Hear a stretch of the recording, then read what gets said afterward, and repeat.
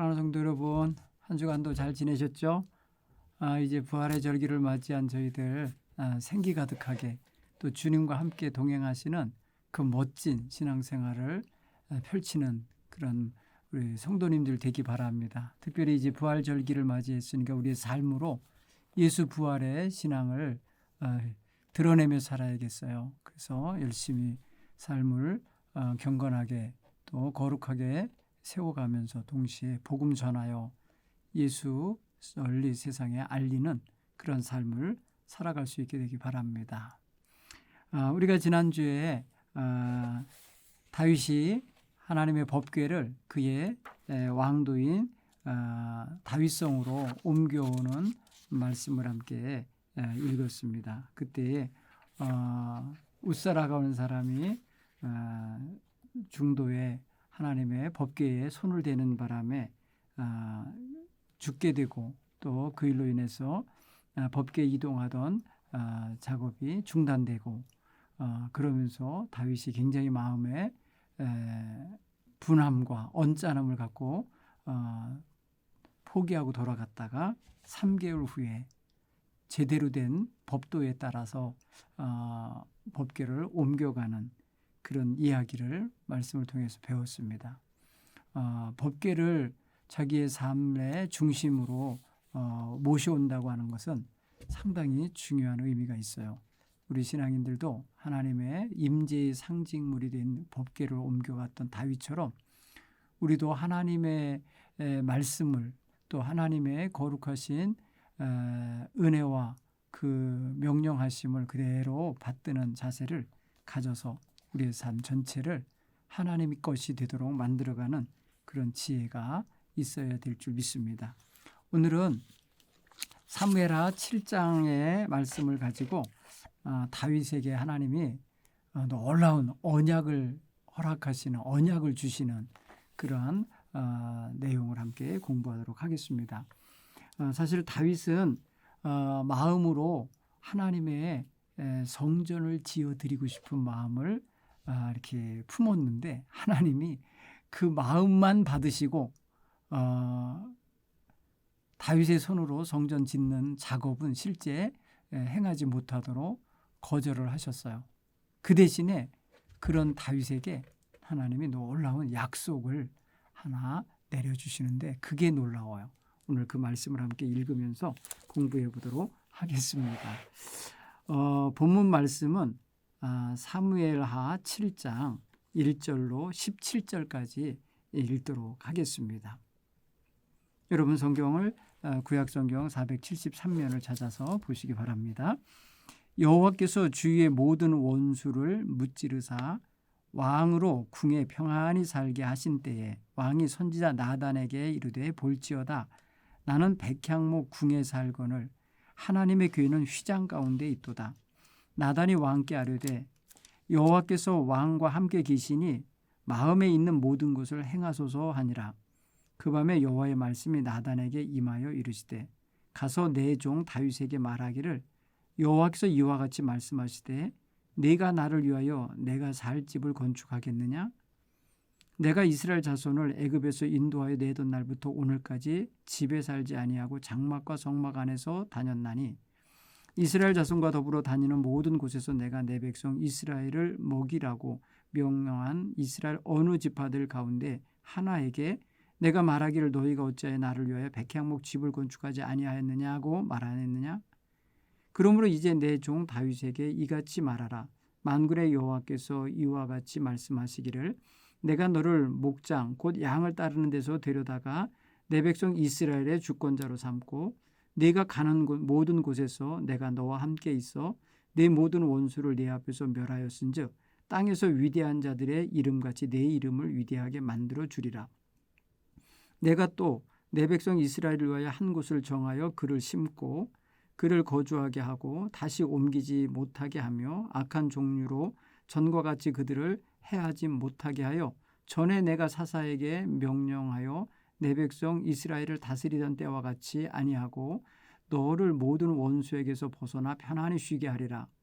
여호와가 또 내게 이르노니 여호와가 너를 위하여 집을 짓고 네 수하인이 차서 네 조상들과 함께 누울 때에 내가 네 몸에서 날 네 씨를 네 뒤에 세워 그의 나라를 견고하게 하리라. 그는 내 이름을 위하여 집을 건축할 것이요 나는 그의 나라 왕위를 영원히 견고하게 하리라. 나는 그에게 아버지가 되고 그는 내 아들이 되리니 그가 만일 죄를 범하면 내가 사람의 매와 인생의 책찍으로 징계하려니와 내가 네 앞에서 물러가게 한 사울에게서 내 은총을 빼앗은 것처럼 그에게서 빼앗지는 아니하리라. 네 집과 네 나라가 내 앞에서 영원히 보존되고 네 왕위가 영원히 견고하리라 하셨다 하라. 나단이 이 모든 말씀들과 이 모든 계시대로 다윗에게 말하니라. 아멘. 오늘 이 이야기가 어떤 배경에서 나왔는지 성경을 자세히 읽어보면 얼른 간파할 수 있죠. 다윗이 자기는 백향목 궁에서 살고 있는데 하나님의 법궤는 아직도 휘장 안에 있는 것이 마음에 걸렸어요. 그래서 하나님을 위해서 하나님의 집을 건축하고 싶은 그런 마음을 품었던 것 같아요. 근데 그걸 하나님이 읽으시고 나단에게 가서 전하라고 말씀하시는 거예요. 그 내용은 좀 전에 우리가 읽은 것 같은 그런 내용으로 전개되어 있는데, 자, 하나님께서는 출애굽 이후 광야를 거쳐 오는 동안에 그리고 사사시대를 거치는 동안에 어느 지파 어느 누구에게 나를 위하여 집을 지라 이렇게 건축을 명령하신 적이 없었다고 분명히 말씀하셨죠. 그냥 내가 언제 너희들한테 집 져달라고 했냐 뭐 이런 식이잖아요. 그날 애굽에서 인도하여 날부터 나온 날부터 오늘까지 내가 집에 살지 않고 장막과 성막 안에 다녔나니 이스라엘 자손과 더불어 이스라엘을 먹이라고 명령한 이스라엘 어느 지파들이나 어느 사사에게나 어느 지도자 하나에게 내가 말하기를 너희가 어찌하여 나를 위하여 백향목집을 건축하지 아니하였느냐 이렇게 따지지 않았었다. 이 말은 곧 하나님 바라시지 않는다 이 소리죠. 다윗은 사실 하나님의 은총을 입은 사람으로서 하나님 앞에 자기가 편한 집에 살고 있는 게 좀 죄송스러웠던 것 같아요. 오늘 성경 1절을 보면은 다윗에게 하나님이 그 원수 대적들을 다 물리치게 하시고 왕으로 하여금 평안히 궁에 거하게 하셨다라고 했어요. 그러니까 어떻게 보면 이스라엘 역사상 가장 태평한 시대였던 것 같습니다. 그냥 다윗의 치리 기간은 그런 면에 있어서 이스라엘 자손 자체로는 부국강병한 나라가 되는 계기가 됐었고 지도자인 다윗에게 있어서는 나라의 임금이 된 이후에 이제 더 이상 전쟁하러 다니지 않아도 되는 주변의 모든 대적들을 하나님께서 다 물리쳐 주셔서 안전하고 평안하게 지낼 수 있었으니까 굉장히 복을 누리고 있는 시간이었던 거예요. 이렇게 복에 겨울 때에 자기가 하나님을 위한 성전을 짓고 싶은 이런 마음이 스며들었던 거예요. 참 좋은 현상이에요. 나중에 솔로몬이 이때의 다윗의 마음을 헤아리고 하나님께 다윗이 그런 마음을 고했을 때에 하나님 사실 좋아하셨다고 그래요. 하나님 마음에 합하게 여기셨었다고 그래요. 그런데 다만 다윗의 손에 너무 많은 전쟁통에서 피를 많이 흘렸기 때문에 그 손으로 하지 못하게 하나님께서 보류시키시고 그 아들에게 시켰다고 그렇게 나중에 읽어냅니다. 하나님이 그냥 완전히 거절한 게 아니었던 거예요. 그 아들을 통하여 하게 하시겠다라고 했던 거예요. 자, 이런 마음을 품는 다윗의 입장을 우리는 충분히 이해할 수 있죠. 왜냐하면 자기도 한때는 토굴에서 살기도 하고 광야에서 살기도 하고 숲속에서 살기도 하고 바위 틈에 숨어 지내기도 하고 동굴에 들어가기도 하고 막 그랬었잖아요. 도망 다니던 시절에.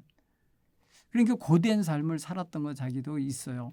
그런데 자기 지금은 아주 백향목으로 지어놓은 아주 좋은 궁궐에서 지내고 있기 때문에 하나님 앞에 면목 없는 것 같은 죄송스러운 느낌을 갖고 있는 거예요. 그럴 때가 있죠. 제가 목회 초기에 개척교회를 하던 시절인데요. 예배당이 길가에 있었는데 옛날 오래된 건물이었어요. 그래서 커다란 트럭이 지나가면 교회가 다 흔들렸어요. 강대상이 흔들리고. 그러니까 오래된 건물이라 금이 가고 비가 오면 강대상 앞으로 물이 새고 막 이런 일이 벌어지는 아주 빨간 벽돌 2층짜리 건물이었는데 너무 속상했어요. 그래서 하나님의 성전이 이렇게 초라해서야 어떻게 되겠습니까? 하나님, 이거 고칠 수 있게 해주시든지 아니면 옮길 수 있게 해달라고 기도했어요. 그때 정말 하나님 앞에 간절하게 기도했어요. 너무 하나님께 죄송스러웠어요, 그때. 근데 이제 그렇게 놓고 기도하기 한 몇 년 후에 정말 교회를 새로 지은 건물에 아주 근사한 곳으로 옮길 수 있는 은총을 입었는데, 참 그때 생각하면은 하나님의 성전이 하나님의 법궤가 있는 그런 거룩한 성소가 천막 안에 있는 게 너무너무 죄송스럽고 죄송스러운 다윗의 마음을 조금은 이해할 수가 있겠어요. 자, 오늘 궁중 선지자인 나단은 다윗 왕의 마음을 읽었어요. 그죠? 다윗이 궁중 선지자인 나단에게 말하잖아요. 내가 이러이러한 마음을 갖고 있다라고 하면서 죄송스러움을 표현할 때 나단은 그 왕의 마음을 그대로 헤아리고 있었기 때문에 왕께서 마음에 있는 모든 것을 행하십시오. 이렇게 찬동을 해줬다 그럴까요? 동의를 해줬어요. 지지를 해줬어요. 그러니까 다윗의 마음은 조금 더 굳어졌겠죠. 이제 확실하게 내가 하나님을 위한 성전을 지어야 되겠다. 더 확실하게 마음을 먹었겠죠. 이제 명령도 내릴 수 있었겠죠. 그런데 하나님이 그 밤에 급하게 막으시는 거예요. 그죠? 오늘 성경 보면은 나단 선지자를 통해서 하나님이 그 밤에 말씀을 하셨어요. 그 말씀하셨다는 소리는 다른 말로 말하면 하나님의 뜻을 전하신 거예요. 뭐였습니까? 한번 볼까요? 6절 이하의 말씀에 5절 6절 말씀을 보면 하나님이 다윗에게 자신은 출애굽 이후 한 번도 영구히 거할 거처를 백성들에게 만들으라고 명한 적이 없다. 그대로 장막 안에 있겠다. 이러시는 거잖아요. 한마디로 말하면. 내가 원하지 않았다. 그러니까 하나님은 나단과 다윗이 대화하고 왔던 그날 밤에 그 말씀을 하셨다는 소리는 나단과 다윗이 나누는 대화를 하나님이 들으셨다는 거예요. 하나님이 보셨고 들으셨다는 거예요. 여러분 여기서 조금 섬찟하지 않아요? 섬찟하다고 표현하면 좀 그렇고 좀 하나님을 의식하지 못하고 대화할 수도 있잖아요. 그런데 하나님은 모든 대화를 듣고 계시고 보고 계시구나. 이거를 생각하면은 우리가 삶과 조심해야 되겠죠. 조심해야 되겠고 또 가능하면 하나님 기뻐하실 이야기를 해야 되겠죠. 하나님 들으시고 좋아하실 만한 계획을 논해야 되겠죠. 참 여기서 우리가 그런 면에서 하나님이 보고 듣고 계신 눈과 귀를 의식해야 돼요. 여러분 우리 나단과 다윗이 둘이서 나눈 대화지만 하나님이 들으시고 거기에 개입하셔서 그들의 대화를 더 발전하지 않도록 더 다른 행동으로 나타나지 않도록 막고 계시다라는 걸 볼 때에 하나님께서는 하나님의 뜻대로 우리가 말하고 행하기를 원하신다는 걸 알 수 있어요. 특별히 여러분 8절 9절에 보면은 하나님은 다윗의 삶에 어떻게 관여하셨는지 하나님이 서술하시는 장면이 나와요. 첫째로 뭐냐면 하나님은 다윗을 목장에 있던 목동, 양떼를 따르고 양떼를 데리고 다니던 그 현장에서 다윗을 데려다가 자기가 택한 백성인 이스라엘 백성의 주권자로 삼으셨다라고 표현했어요. 여러분 여기서 다윗이 나단을 통해서 전해 듣는 말씀이잖아요. 하나님이 직접 지금 다윗에게 하는 소리가 아니라 다윗에게 나단 선지자를 통해 전해주는 거예요. 나단 선지자가 다윗의 출신과 그 모든 상황을 다 어떻게 알겠어요. 그런데 놀랍게도 하나님이 알게 하시는 거예요. 내가 너를 목장에서 데려다가 내 백성 이스라엘의 주권자 영도자로 삼은 하나님이다 라고 말씀하는 거예요. 그러니까 택하시고 인도하시고 그를 세우시고 지금 사용하고 계신 분이 하나님임을 말해줘요.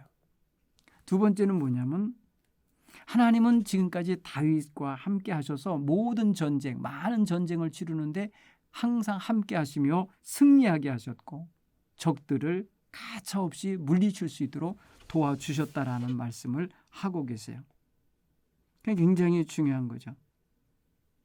9절에 보면은 내가 가는 모든 곳에서 내가 너와 함께 있었다. 내 모든 원수를 내 앞에서 멸하였다. 라고 하는 말을 하시는 거잖아요. 결국 뭐예요?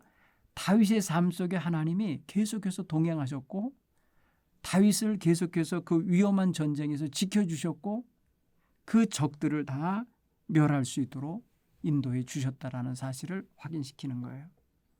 여러분 다윗이 여기서 겸손해지겠죠. 나는 목동이었는데 시골 농부의 아들이었는데 그냥 있었으면 그냥 목동으로 살다가 마를 인생이었는데 하나님이 나를 이스라엘의 주권자로 삼으셨구나. 그러니까 나의 나 된 것은 내 힘으로 된 것이 아니라 하나님의 인도하심이구나. 이걸 깨닫겠죠. 하나님이 지금 이거를 지금 기억하게 하시는 거예요. 그리고 다윗으로 하여금 많은 전쟁을 치르는 동안에 목숨을 지켜주고 또 전쟁에서 다 승리하게 하고 그 대적들을 다 물리친 것이 내 힘으로 된 게 아니라 만군의 여호와 하나님이 함께 하시고 도와주셔서 된 거구나 라는 것을 깨닫게 하시는 거예요. 자 보세요. 오늘 우리는 그런 면에서 하나님 말씀을 읽을 때나 자기 자신을 대할 때 내가 나의 삶을 다 주관한 게 아니라는 거예요. 나의 삶의 시작부터 지금 여기까지 인도하시고 도우신 분은 하나님이라는 거예요. 내 인생의 크고 작은 일들, 위기들, 어려움들 다 고개 넘어오듯이 할 때 내가 혼자 고생한 것 같지만 아닌 거예요. 하나님 동행하셨고 하나님이 함께 하셨다고 그러시고 하나님이 그때마다 문제 해결하도록 지혜와 명철과 기회와 여건을 주신 거라는 거예요. 여러분 이거를 우리가 읽어내고 우리도 그렇게 우리의 삶을 해석하고 우리도 우리의 삶을 그렇게 고백할 수 있는 이런 성도들이 되셔야 할 줄 믿습니다. 여러분 다윗에게 지금 하나님께서 네 삶 속에 내가 어떻게 개입했는지 너 아느냐? 이러이러한 거 내가 한 거다. 이러이러한 것 속에 내가 함께 하셨다라고 말씀하시잖아요. 그러니까 우리는 이 성경을 읽으면서 다윗의 인생을 나열하는 것이 중요한 게 아니라 나의 인생을 서술하는 게 더 중요한 거예요. 나의 인생도 돌아볼 줄 알고 그 속에 들어오셔서 일하셨던 우리 하나님의 손길을 우리가 잘 보는 이런 눈이 필요하다. 여러분 이런 감각이 열려야 이게 정말 성경을 제대로 읽는 사람들의 모습이에요. 그건 무엇이냐면 우리가 성경을 읽을 때 글씨로서 글로서만 읽는 게 아니라 성경을 읽을 때에 그 뜻으로도 읽어야 되고 나중에는 그 성경이 나를 읽게 해야 돼요. 내 삶을. 나 여기 있는 이 삶 이거 하나님이 지금 주관하시는 삶이다 라고 말씀하시는 소리가 우리의 심령 속에 들리도록 성경을 읽어야 되는 거예요. 여러분 오늘 이 성경 말씀을 가만히 묵상하면서 다윗은 지금 자기 인생에 지금 평안하여지고 지금 백향목 궁궐에 이렇게 머물고 이렇게 쉬고 있는 이 모습은 이게 다 하나님 거구나. 하나님이 주신 거구나를 지금 깨닫게 되는 거예요. 여러분 오늘 7장 1절에 그랬잖아요. 여호와께서 주위의 모든 원수를 무찌르사 왕으로 궁에 평안히 살게 하신 때에 이렇게 표현했어요. 여러분 이 사무엘 기자는요 분명히 그 말을 그렇게 남기잖아요.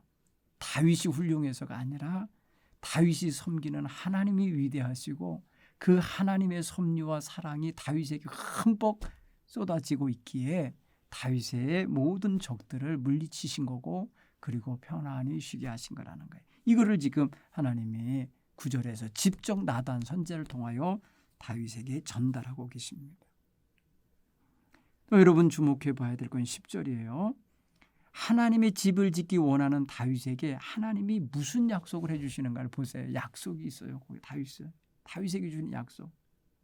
하나님은 지금요 다윗에게 지금 왕이 되는 이스라엘의 12지파의 왕이 되어 주권자가 된 것만이 아니에요. 더 귀한 것을 하나 더 얹어주시면서 약속하신 게 있는데 바로 너로 하여금 왕조를 이루게 하겠다. 왕조. 왕조는요 여기 성경에는 기록이 안 돼 있지만은 어떤 걸 말하느냐면요.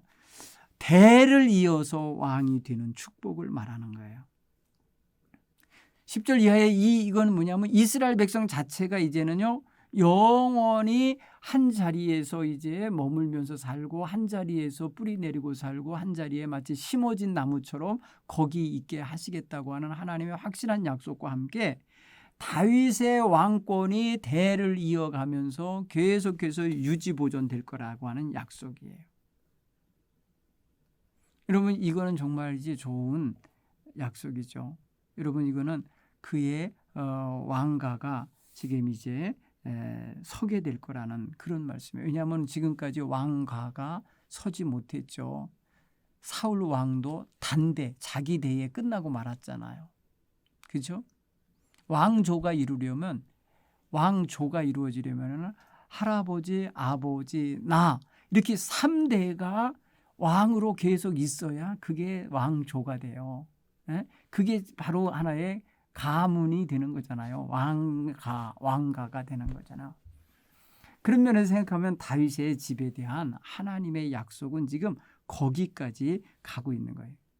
다윗 당대의 왕으로서의 정권을 장악한 것만이 아니에요. 그것을 합법화시켜주고 그걸 정당화시켜주고 그걸 공고하게 해주는 것만이 아니라 하나님은 앞으로 영원히 그 가문이 왕으로서 위에 오를 수 있도록 그 위를 차지할 수 있도록 축복하시겠다고 하는 하나님의 인도하심이 저 후손에게까지 이어지는 걸 말하는 거예요. 나중에 여러분 이것이 이제 이사야나 이런 스가랴 예언자들을 통해서 보면 그 왕가가 예수님께까지 이어지는 거예요. 자, 그럼 9절부터 16절까지가 우리가 이제 하나님이 약속하신 건데요. 그게 뭐냐면은 첫 번째 9절에서 첫 번째 약속한 내 이름이 아주 위대한 사람들의 이름처럼 위대해질 거라고 하는 이름. 그 이름이 창대해진다 그러니까 이름이 명성이 높아질 거다라고 하는 말씀. 여러분 명성이 높아지는 거는 그 사람이 유명해진다는 소리잖아요. 그러니까 그 사람이 유명해진다는 소리는 그 사람이 영향력 있는 사람이라는 뜻이에요. 그래서 지금도 여러분 우리가 영향력 있는 사람들의 이름이 널리 알려지게 되어 있고 많은 사람에게 알려지게 되어 있고 그 이름이 위대하게 칭송받게 되는 거잖아요. 그렇게 되게 하시겠다고 내 이름을 위대하게 만들어 주리라 이렇게 말씀. 여러분 아브라함에게도 이런 말씀을 주신 바가 있잖아요. 내 이름이 창대케 되리라 이렇게.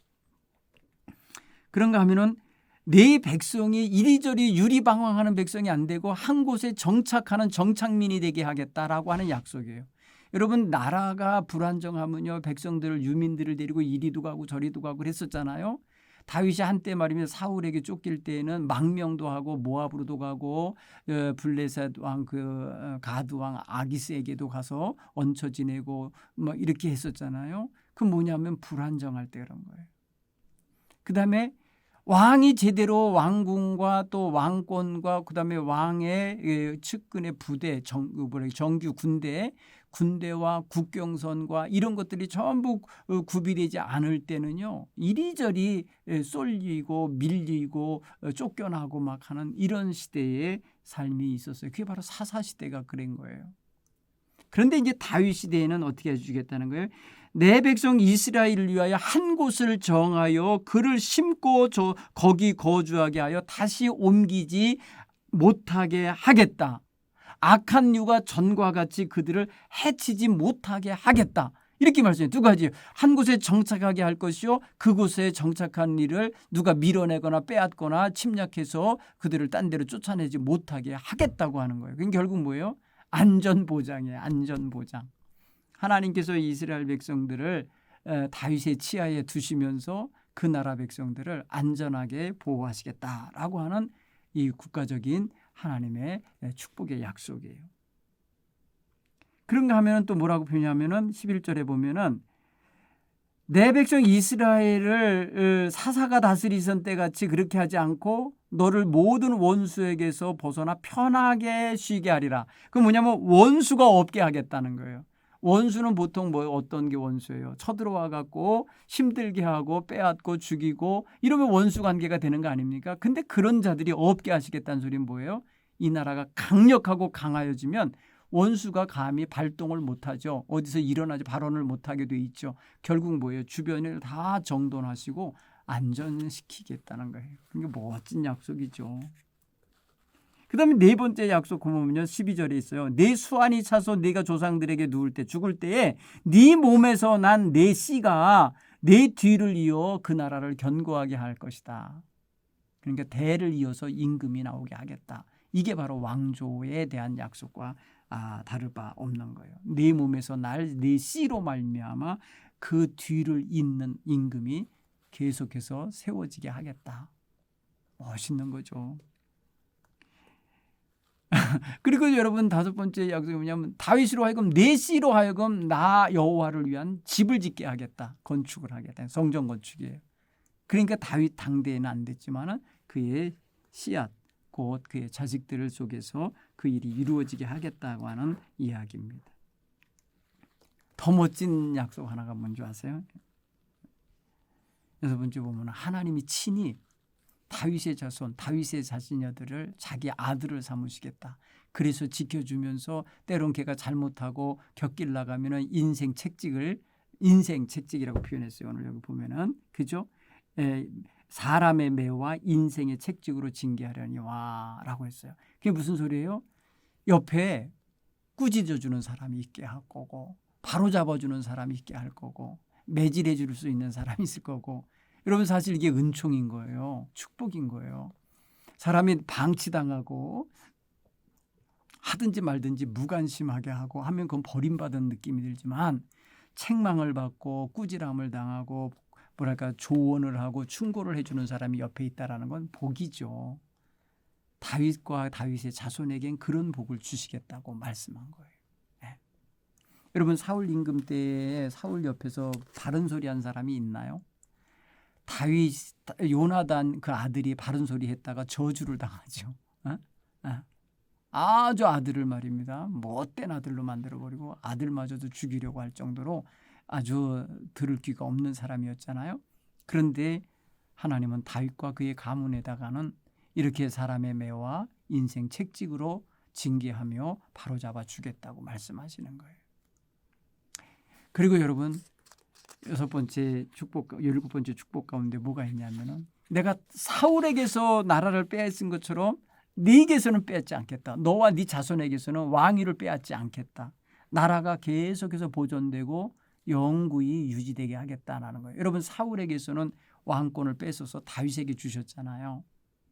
그런데 다윗과 그의 자손은 뭐가 그렇게 잘나서 뭐가 그렇게 말이 멋져서 이런 약속을 미리 하시냐는 거예요. 들여다도 안 보시고. 여러분 다윗을 얼마나 사랑하시고 믿으셨으면 이러셨겠어요. 그렇죠? 그런 면에서 보면 하나님이 조금 편애하신 것 같기도 해요. 왜냐하면 사울의 집은 당장 뺏어서 말이에요. 다윗에게 넘겨주시고 다윗과 그의 자손은 행여라도 뭐가 잘못하면은 징계할 수 있도록 옆에 인생 책직을 주시고 사람의 매를 해서라도 바로잡아 줄지언정 뺏진 않겠다고 하시잖아요. 여러분 이게 다윗에게 엄청난 귀한 약속이에요. 그래서 다윗이 나중에 말이에요 노래하잖아요. 하나님 내가 뭐간데 내가 집이 무엇이간데 이렇게까지 생각해 주시고 이렇게까지 복을 주십니까?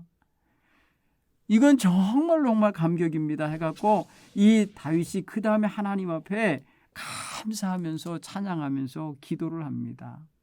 여러분 그거 생각해 보면은 다윗은 정말 복 받을 만한 사람이다라는 걸 알 수 있어요.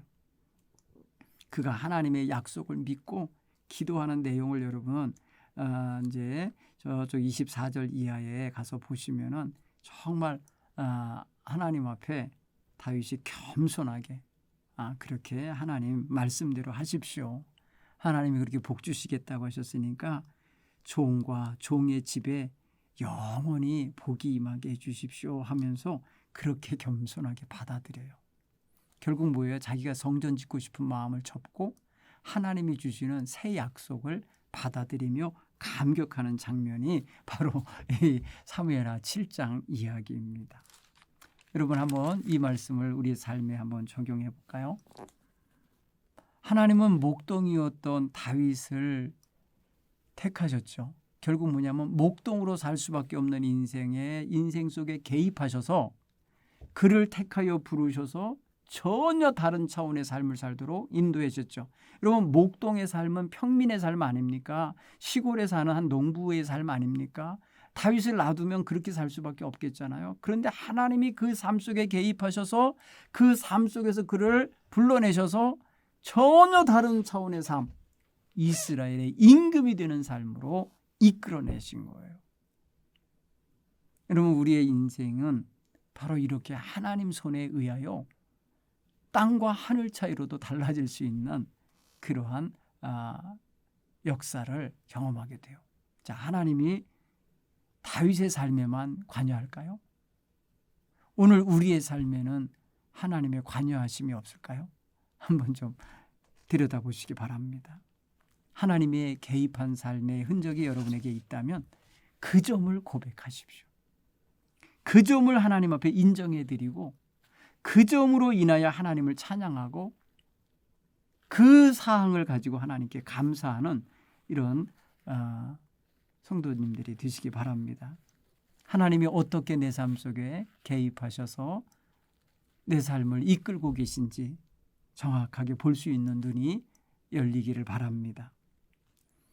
주님 때문에 변하여 새 사람 됐다고 고백하는 분들 많아요. 내가 아마 예수 믿지 않았으면 엉망이었을 거예요 라고 말하는 분도 있어요. 저 자신도 그런 것 같아요. 하나님의 은총이 아니었으면 어떻게 됐을지 몰라요. 정말 생각해 보면은 상상이 안 되는 그런 삶을 살고 있지 않았을까 싶은데 지금 하나님이 개입하시어 인도하셔서 어린 저를 객지로 인도하시고 객지에서 신학교 가게 하시고 신학대학에서 잘 수련을 마치고 그리고 군대 가서 무사히 제대하게 하고 대학원 마치게 하고 또 박사과정 공부 마치게 하고 목회하게 하시는 그 과정을 가만히 보면 도저히 우리 부모가 한 게 아니에요. 저희의 집에 경제력으로 한 것도 아니에요. 완전히 하나님의 섭리와 은총 속에서 이루어진 거예요. 저희 아내를 만나서 함께 동역하며 목회하게 된 것들 보면 정말 하나님의 섭리가 개입하셨구나라는 것을 느끼게 됩니다. 우리 하나님의 은혜가 우리 성도님들에게도 있어요. 그걸 발견하고 찬양하며 고백하시기 바랍니다. 두 번째 여러분 한번 아까도 제가 잠깐 언급하고 지났지만은 우리와 누군가랑 대화하는 대화를 하나님이 듣고 계시다는 거예요. 다윗은 주의 종과 나눈 대화 하나님이 들으신 걸 나중에 알죠. 나단을 통해서 하나님이 도로 하나님의 뜻을 전달받을 때 그는 알았잖아요. 아, 하나님이 내 이야기를 들으셨구나. 내 마음의 의도를 파악하셨구나. 내 생각을 하나님이 읽으셨구나. 그래서 나단을 통해서 그 뜻을 전하시는 거구나 라는 걸 깨달았잖아요. 여러분 우리는 이렇게 누군가랑 대화할 때에 사람의 말을 나누는 거 있지만은 그 속에 하나님의 뜻이 담겨 있다라는 거, 하나님이 전하시는 전달하는 내용이 있다라는 것을 생각하고 들을 수 있는 영적인 귀가 열려야 될 줄 믿습니다. 하나님께서는 분명히 우리에게 말씀하시는데 성경을 통해서도 말씀하시고요.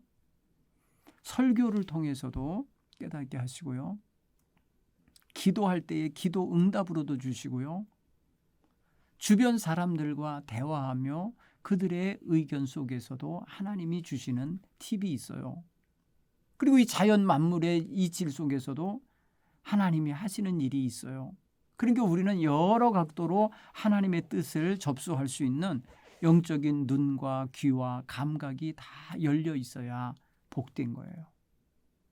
그렇죠. 다윗 같은 경우 보세요. 그는 인생의 어린 시절에 아버지의 양떼를 지키는 가운데 들판에서 사자와 곰들이나 늑대가 와서 어린 양을 취하려 가려고 할 때에 그때마다 싸워서 이기고 빼앗아 도로 찾아내면서 그가 읽어내고 찾아낸 게 뭐냐면 하나님이 나를 그 사나운 사자와 곰의 발톱 속에서 건져주셨다라고 하는 이러한 하나님의 건지심, 하나님의 도와주심을 읽어내잖아요. 환경이잖아요. 환경 속에서 하나님이 나를 도와주고 계시고 나를 알잖아요. 그러니 더더욱 오늘 나단 선지자가 전해주는 말을 들었을 때 얼마나 깜짝 놀라겠어요. 너를 목동에서 이스라엘의 주권자로 삼은 게 나다. 너를 많은 전쟁에서 승리하게 하고 너를 지켜준 게 나다. 하나님이 이렇게 말씀하실 때 얼마나 전율감이 느껴졌겠어요. 그렇죠? 이렇게 여러분 하나님의 말씀이 사람의 입을 통해서 전해질 때 우리는 겸손히 받을 수 있는 이런 깨달음이 있고 수용하면 수용력이 있어야 될 줄 믿습니다. 이게 너무 중요한 거예요. 저와 여러분이 그렇게 해낼 수 있는 지혜가 있기 바랍니다. 또 한 가지 적용해 볼 게 있다면 여러분, 다윗은 하나님을 향한 선한 의도, 선한 계획을 갖고 있었는데 하나님이 그걸 읽으시잖아요. 그러니까 우리가 가능하면은 사람들이나 다른 사람하고 대화할 때 우리의 마음의 의도가 노출되는데 악한 의도가 노출되지 않게 살아야 돼요. 악한 의도가 아예 없어야 되겠죠. 하나님을 향하여 하나님이 읽으시고 보시는데 우리 생각이 더럽고 악한 계획을 갖고 있고 무슨 꼼수를 가지고 말입니다. 숨기면서 이야기를 한다건들 하나님이 모르시겠냐 말이에요. 하나님 우리 심령 중심을 감찰하시는 분이신데. 그러니까 우리는 하나님 앞에서 하나님 기쁘시게 하려고 하는 마음을 자꾸 품으셔야 돼. 생각만 하여도 하나님이 나중에 이룰 수 있는 기회를 주시고 이룰 수 있는 물질을 붙여주시고 이룰 수 있는 사람을 붙여주시고 하는 이런 은총을 경험할 수 있도록 하나님 기쁘시게 할 그런 소망과 계획을 품으시기 바랍니다. 그것을 노출할 때 하나님이 정말 받으심직하면 속히 이루게 하실 것이요. 아직 때가 아니 되면은 하나님이 마다하시며 조금 기다리게 하실 수 있어요. 다만 하나님의 뜻에 우리는 순종하는 자세를 갖고 하나님께 무엇을 해드릴까? 내게 주신 재능과 내게 있는 여건과 내게 있는 모든 분복을 가지고 내가 어떻게 하면 하나님을 기쁘시게 할까? 이런 생각을 해볼 수 있도록 살아가기를 간절히 바랍니다. 오늘 저는 이 사무엘하 7장 다윗의 의도와 생각을 읽으시고 하나님이 다윗이 구하지 않은 것까지 주고 계신 이 은총을 부러워합니다. 여러분도 정말 주님을 기쁘시게 하려는 생각만 가져도 하나님이 그 생각을 사시고 우리에게 좋은 것으로 축복의 대가를 주실 것을 믿고 사셨으면 좋겠어요. 다윗은 그걸 의도한 건 아니었어요. 하나님께 이런 축복을 받기 위해서라도 나는 성전을 지어야지 이게 아니었어요. 그냥 하나님 기쁘시게 해드리고 싶었어요. 하나님 성전 지어드리고 싶어하는 그 순수한 마음에 하나님은 생각지도 않았던 바라지도 않고 원하지도 않고 구하지도 않은 것까지 엄청난 복을 내어 주시는 거예요. 그의 이름이 정말 위대한 이름이 되게 하고 그의 나라가 이제 안정되게 살 수 있도록 하나님이 지켜주시 모든 원수들을 물려쳐 주시겠다라고. 그의 가문이 왕조를 이루고 자자손손 왕위를 이어가게 할 것이고 무슨 잘못을 해도 하나님 꾸짖는 사람들을 붙여주셔서 바로잡아 주실 거고 그 나라를 빼앗지 아니하시겠다고 하는 이런 엄청난 복을 하나님이 약속해 주시잖아요. 우리 정말 좋은 거 계획하시고 좋은 생각 하나님께 내어드리며 살아갈 수 있기 바랍니다. 특별히 하나님 나라가 확장되는 일을 위해서 누군가를 전도하고 싶은 마음, 하나님께 정성 다하여 헌금하고 하나님께 헌신하고 싶은 마음, 하나님의 나라를 위해서라면 충성하고 싶은 이런 계획과 마음의 기도가 늘 자리 잡고 있기를 간절히 축원합니다. 오늘 말씀을 묵상하시면서 다시 한번 7장, 8장을 좀 이렇게 연이어서 읽어보시기를 간절히 바랍니다. 다음 주에 뵙겠습니다. 안녕히 계세요.